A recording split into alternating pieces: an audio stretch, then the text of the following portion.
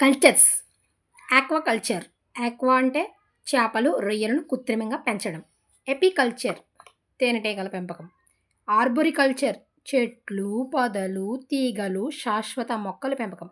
సెల్వికల్చర్ కలపనిచ్చే మొక్కలు అంటే అటవీ మొక్కలు. సెరికల్చర్ పట్టుపురుగులు. ఫ్లోరికల్చర్ ఫ్లోరికల్చర్ పూల మొక్కలను పెంచడం. హార్టికల్చర్ పండ్ల తోటలను పండ్ల తోటల పెంపకం. మ్యారికల్చర్ సముద్రపు నీరు లేదా ఉప్పు నీటిలో చేపలు పెంచడం. ఫిషికల్చర్ చేపల పెంపకం.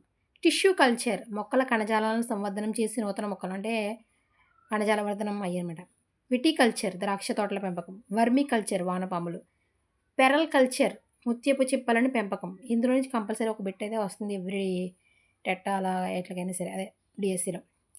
ఒలేరి కల్చర్ అంటే ఒలేరి అంటే కూరగాయల పెంపకం. కూరగాయల పెంపకం. ఒలేరి కల్చర్ కూరగాయలు.